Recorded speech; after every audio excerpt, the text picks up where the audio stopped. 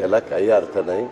याला हे तथ्यहीन बातम्या आहेत. उगीच कारण नसताना अशा प्रकारच्या बातम्या पसरून देणं बरोबर नाही.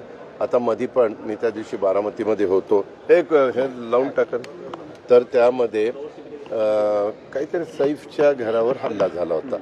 एवढ्या बातम्या, मुंबईची कायदा सुव्यवस्था ढासळली, अमकं नाही तमकं नाही फलानं नाही.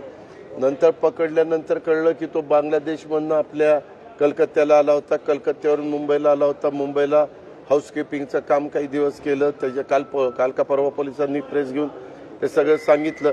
आणि तो सराईत गुन्हेगार पण नव्हता. तो अचानक त्या बिल्डिंगमध्ये शिरला. वास्तविक बिल्डिंगनी तिथला बंदोबस्त, तिथं CCTV कॅमेरे, तिथलं ज्या त्या इमारतीमध्ये अंतर्गत बंदोबस्त, वॉचमॅन ठेवणं वगैरे, तर हे आता सोसायट्यांचा अधिकार आहे. आणि बाहेर कुठं काय होईल तिथं आमची पोलीस यंत्रणा काम करते. दादा, बीडचे पालकमंत्री झाल्यानंतर आता नवीन विषय आलेला आहे की तुम्ही शॅडो पालकमंत्री हे धनंजय मुंडे असतील म्हणे, आणि त्यामुळे तुम्ही आपण अजित पवारला किती वर्ष ओळखता? खूप वर्ष. अजित पवार तसा वागून पुढं म्हणजे कसा वागतो, लोकांचं काय म्हणणं आहे आता तिथं मी गेल्यावर कळेल ना लोकांना. दादा, अक्षय शिंदे एन्काउंटर मध्ये कोर्टाने 5 पोलिसांना दोषी. मी आता तिथं कार्यक्रमात होतो तेव्हा टीव्हीला ती बातमी बघत होतो.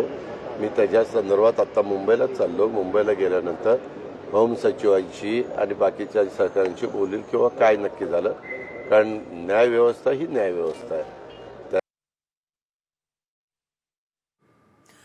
तर आपण पाहतो उपमुख्यमंत्री अजित पवार बोलत होते. यावेळी सैफ प्रकरणावर देखील त्यांनी आपलं भाष्य केलेलं आहे.